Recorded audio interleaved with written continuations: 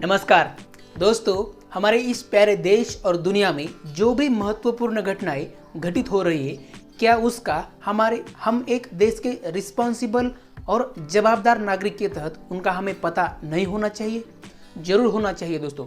और उसी के अपडेट बहुत ही आसानी से और अनबायस्ड तरीके से इस प्लेटफॉर्म पर आपको मिलते रहते हैं। तो दोस्तों, आज का हमारा टॉपिक है वैक्सीन मैत्री और डिप्लोमेसी। सबसे पहले तो मैं हमारे उस वैक्सीन प्रोडक्शन कंपनियों में काम करने वाले साधारण झाड़ू पोछा लगाने वाले सेवक से उन बड़े बड़े अधिकारी और डॉक्टर लोगों का सर झुकाकर अभिवादन करता हूं और कृतज्ञता व्यक्त करता हूं।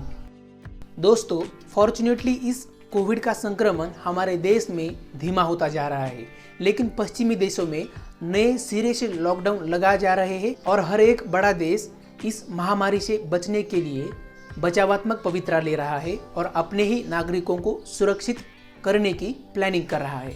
इस बड़े संकट के बावजूद हमारे हिंदुस्तान ने हमारे पड़ोसियों को लाखों की तादाद में वैक्सीन उपलब्ध कराई है। दोस्तों, हाल ही में हमने 5 लाख वैक्सीन की खेप श्रीलंका को भी पहुंचाई है दोस्तों, और अन्य देशों को भी लाखों लाख वैक्सीन पहुंचाने की तैयारी जारी है।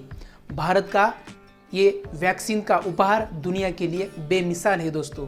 दुनिया के किसी भी देश ने लाखों की तादाद में फ्री में वैक्सीन देने की कोशिश भी नहीं की है दोस्तों। यहाँ तक कि उस चीन ने भी नहीं जिसकी भूमि से ये महामारी उभरी थी। वो चीन जो कि हमारे पड़ोसियों को हर संभव उनके खेपे में खींचने की कोशिश करता है। हमारे देश का कोविड टीकाकरण अभियान दुनिया का सबसे बड़ा अभियान है और उसकी रफ्तार भी अमेरिका और इंग्लैंड जैसे देशों से भी कई ज़्यादा है।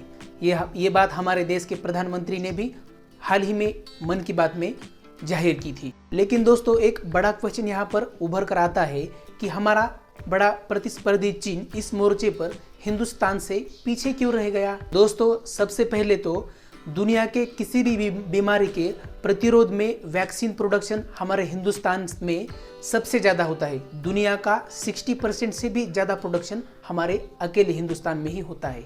हमारे पड़ोसियों को वैक्सीन बेचकर उनको अपने खेपे में खींचने की चीन की कोशिशों को तब बड़ा झटका लगा जब उनकी वैक्सीन अंतिम चरण में ब्राजील में सिर्फ 50% ही कारगर साबित हुई और फिर ब्राजील ने भी भारत की ओर ही मदद के लिए रुख करा और उनके राष्ट्राध्यक्ष बोल्सोनारो ने तो एक ऐसी तस्वीर ट्विटर पर शेयर की जो देखकर हर भारतीय का सीना गर्व से चौड़ा हो जाएगा।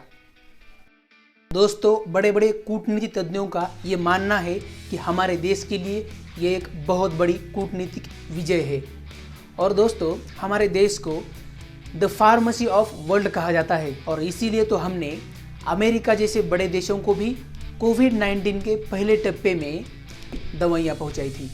जिस अग्रेसिव चीन को दुनिया को बर्बाद करने वाले महामारी के रूप के जनक में जाना जाएगा, तो उसी के विरोध में हमारे हिंदुस्तान को इस महामारी से राहत देने वाले देश के रूप में इतिहास याद रखेगा। दोस्तों, इस महामारी के संकट में मानवता की रक्षा के लिए गरीब देशों को वैक्सीन प्रोवाइड करने की हमारी कोशिशें जारी है और हमारे विदेश मंत्री एस जयशंकर भी ट्वीट करके ये हमेशा बताते रहते हैं। दोस्तों, जिस हिंदुस्तान की मिट्टी से मानवता को राह दिखाने वाले मूल्यों का उगम हुआ है, वो हिंदुस्तान एक दिन जरूर विश्व गुरु बनेगा, इसमें कोई शंका नहीं।